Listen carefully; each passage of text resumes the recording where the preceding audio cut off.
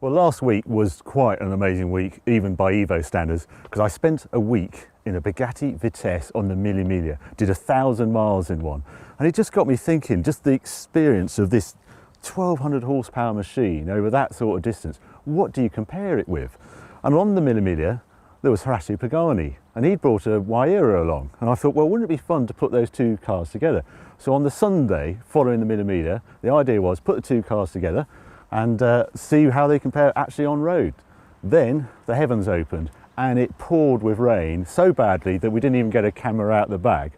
We were gutted that we just couldn't put the two cars together. But you find us now in the south of France, outside the Paul Ricard circuit, with another Veyron Vitesse. The actual car, the world record car that we saw at Huayra, set a new high-speed record for a topless car of 408 kilometers an hour. And this car, this is the very first right-hand drive Pagani Huayra delivered to the UK. And a friend took delivery only last week. I phoned him up. I said, do you mind awfully if we borrow your car, take it down to the south of France, just got a little test planned.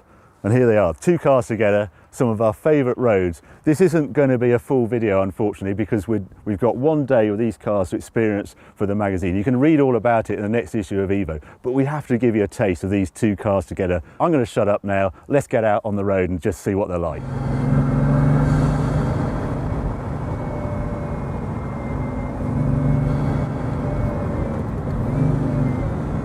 Just love the way those flaps go up and down. When you're following one, you suddenly get mesmerised because the flaps do suddenly go up for no real reason, and it's to gain traction. It comes in at about 100 kilometres an hour, and then they go down again. They just don't really make sense, but the car, the way it behaves, they're certainly doing something. And then you see when you're really pressing on, the front ones start to work, and you just notice them pop up above the bonnet. You say, oh, I must be driving quite quickly. Still a great shape to follow. There's a speed camera up here, I think, so yeah, don't want to go too nuts.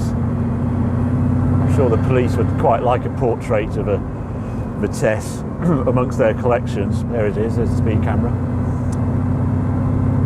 And there we are, sir. Driving very sensibly. Oh.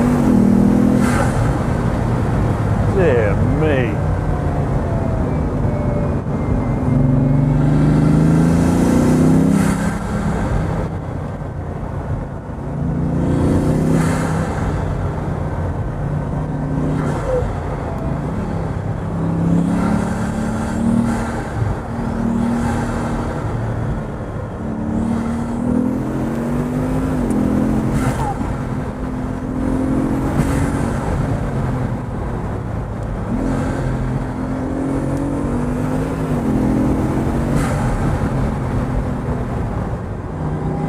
What a great car.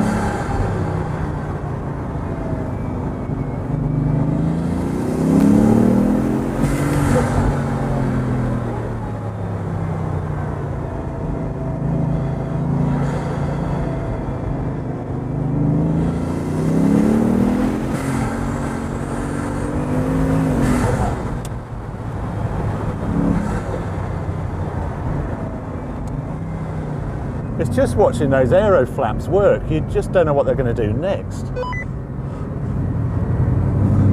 even more bizarre sitting in the driver's seat watching him go up and down in front of you. It's going, I hope this is helping. I really hope it's helping.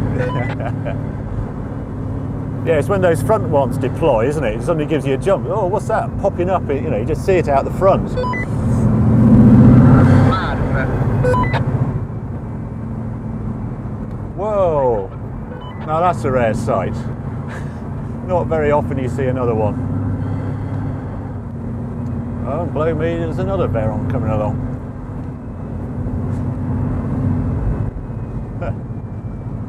Who would have thought?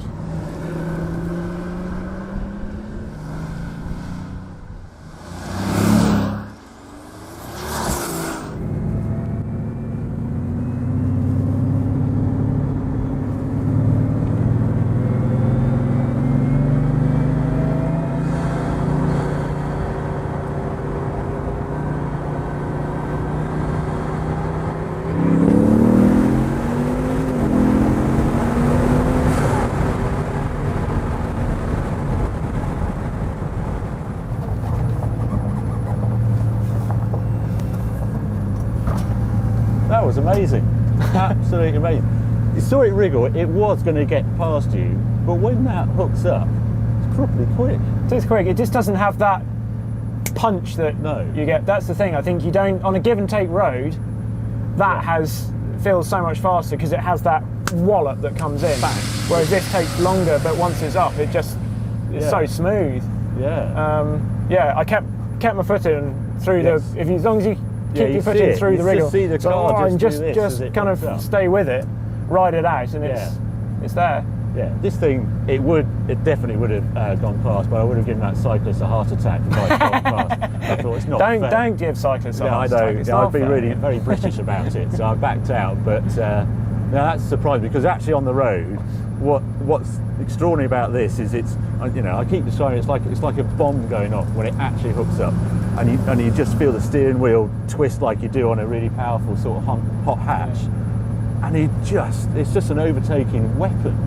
Because it can deploy 1200 horsepower at lowest speeds. There was not a hint of wheel spin when we're setting off in second. You can do it in first. While with that one, when you're coming out the corners, you're always thinking, I can't meter all 730 horsepower immediately, and then you're on the straight, and then you can. But you just don't get that instantaneous hit, as I just, like the bomb going off with this. It's one of those things, they always say that sort of a really good driver makes his time from turn into apex, basically, or breaking point to apex. That car makes all its time over this from apex to exit, doesn't it? Because you can't get on the power properly in this, and that you just bang, gone.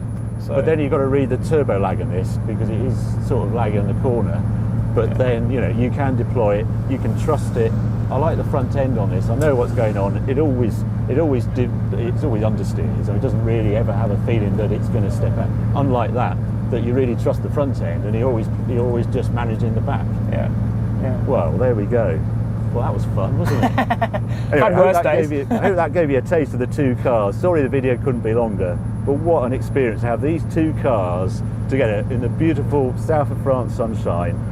There we go, over and out. Yeah, all done by the writing, Henry. Exactly. Yeah, great fun.